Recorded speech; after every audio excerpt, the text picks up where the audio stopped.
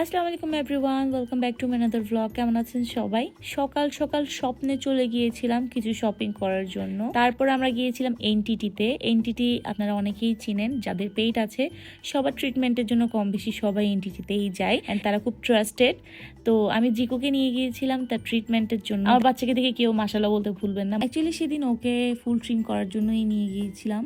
ও যখন এনটিটিতে যায় ও একদম চুপ হয়ে যায়, একদম বুঝে যায় যে ওকে এখনই ইনজেকশন দিবে। ওকে ট্রিম অ্যান্ড ট্রিটমেন্ট করানোর পরে আমি বাসায় ব্যাক করি। সানসিল্কের এই পাওয়ার বন্ড ট্রিটমেন্টটা কে কে ইউজ করেছে আপনাদের রিভিউটা কমেন্ট বক্সে মাস্ট শেয়ার করবেন, অ্যান্ড আমিও আপনাদের সাথে রিভিউ শেয়ার করবো। দেন আমি লাঞ্চ করে ফেলি। লাঞ্চে আম্মু সেদিন অনেক কিছু রেডি করেছি। তারপর মাসালিজ পেজ থেকে একটা কেএফসির মশালা অর্ডার করেছিলাম, এটাও এসেছে। ফেসবুকে তাদের এত রিভিউ ভিডিও আসছিল, ভাবলাম যেটা একটু ট্রাই করে দেখি। তারা ক্লেম করে দ্যাট কেএফসি চিকেন ফ্রাইয়ের মতোই টেস্ট আসবে যদি আমরা এই মশলাটা ইউজ করি। লেটস সি কি হয়, ইনশাআল্লাহ আপনাদের সাথে আমি রিভিউ শেয়ার করব। দেন আমার বেস্ট ফ্রেন্ড চলে আসে, অ্যান্ড আমি আমার বেস্ট ফ্রেন্ডকে বললাম প্লিজ একটু ঝালমুড়ি বানাই খাওয়া। ওর হাতের ঝালমুড়ি খুবই মজা।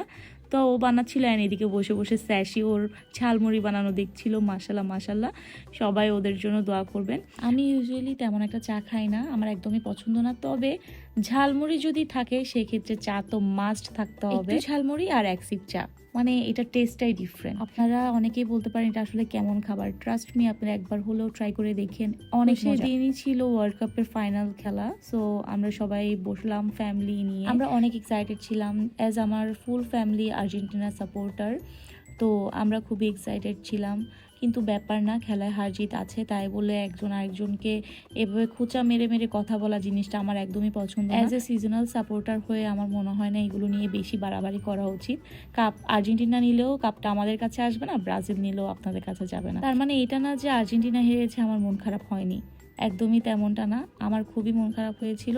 ভেবেছিলাম সবাই অনেক সুন্দরভাবে এনজয় করব, কিন্তু তা হয়ে উঠলো না আর কি। তবে স্পেনও কিন্তু খুব সুন্দর ভালো খেলেছে, তাদের অ্যাপ্রিসিয়েট করা উচিত, কারণ তারা এটা ডিজার্ভ করে। তো এইদিকে আমরা ম্যাচ অ্যান্ড ফুড এনজয় করলাম। এদিন আমরা পিৎজা বার থেকে পিৎজা, বার্গার, দেন হচ্ছে chicken lollipop, meat box and সব কিছুই অর্ডার করেছিলাম। সাথে চিপসও ছিল।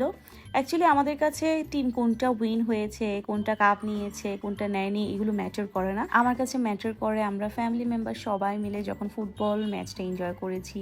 সবাই অনেক হাসাহাসি করলাম, দুষ্টুমি করলাম। রাত থেকে ভোর 5টা পর্যন্ত আমরা সবাই একসাথে ছিলাম। আব্বু এক একটা বলছিল, আমরা হাসছিলাম। এগুলো আমার কাছে ম্যাটার করে, এই প্রিশিয়াস মোমেন্টগুলোই আমার কাছে সারা জীবন মেমোরিজ হয়ে থাকবে আলহামদুলিল্লাহ। তারপরে আমাদের জন্য কিন্তু আবার শরবতে মহব্বত পেজের নাসিব ভাই আমার জন্য শরবত পাঠিয়েছিল, এন্ড মধুভাত পাঠিয়েছিল। আন্টির হাতে মধুভাত খুবই মজা মাশাআল্লাহ। আর শরবতের কথা কি বলবো, আমি জাস্ট এই শরবতের ফ্যান। আমি বললাম তো, জীবনে যদি কোনো শরবতকে একদম ফ্যান হয়ে যায় এটা হচ্ছে এই শরবতের মহব্বতের এই শরবতটা, এত মজা। আর ভাই রে ভাই, আমার এই অবস্থা হচ্ছে আর্জেন্টিনা হারার পরে সবাই আমাকে এত কল দিচ্ছিল, তাই ফোনটা সুইচ অফ করে সুন্দর একটা ঘুম দিলাম। বাই।